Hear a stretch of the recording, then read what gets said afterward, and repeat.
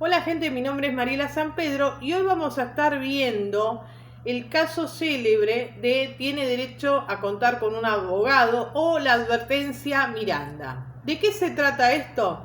Bueno, en el año 1941, Ernesto Miranda, un joven que a los 5 años su madre muere, su padre a la edad de los 11 años decide rehacer su vida, casarse con una mujer.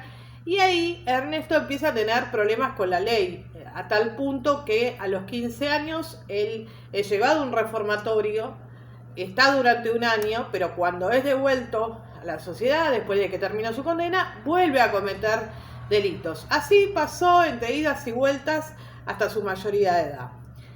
Después conoce una mujer, hace su vida, él se casa, empieza a hacer trabajos, inclusive tienen 2 hijos, tenía su vida más o menos organizada. De hecho, en algún momento inclusive intentó ingresar a la Armada. Así parecía todo normal, parecía que Ernesto se había reformulado, que estaba todo perfecto, hasta que en algún momento una joven es atacada. Lois Ann Jamerson es atacada, fue secuestrada, es atacada en la parada del colectivo. Estoy hablando de marzo del 1963. Es atacada, ella se lo cuenta a su hermana, después del ataque se lo cuenta a su hermana la lleva para realizarse los estudios médicos y hacer la denuncia correspondiente, y ella describió cómo era su atacante, inclusive llegó a decir que el auto en el cual viajaba era un auto verde con mucho olor a pintura que se encontraba en el interior, que parecía una persona que tenía 28 años, de 1,80 m, de 80 kilos, pelo corto rizado, gafas oscuras. Bueno, en ese momento hizo la denuncia, no pasaba absolutamente nada. Ella tuvo que volver a su trabajo, volver con su vida habitual después de lo que le había pasado.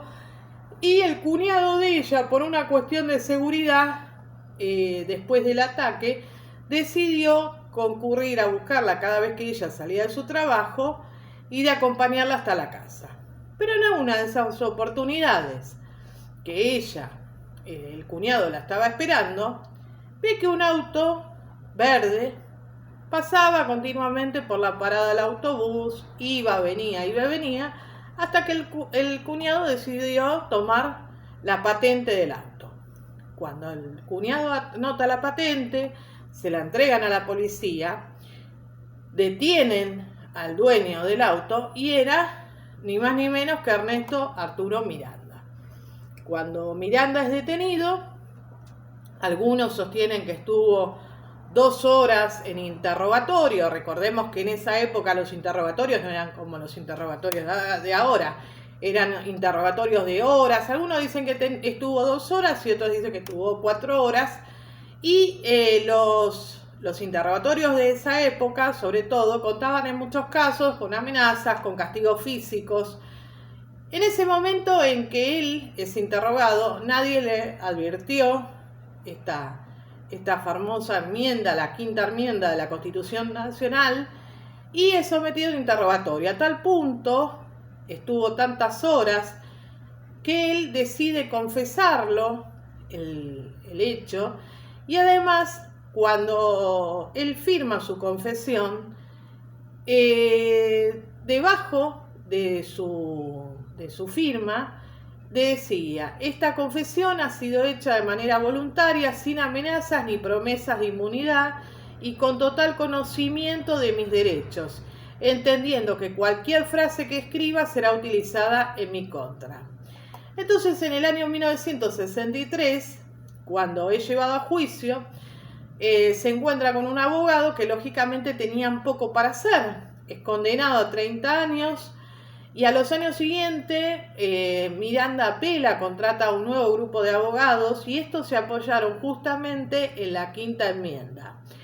Entonces, que no fue leída al momento de la detención y en el interrogatorio de Miranda.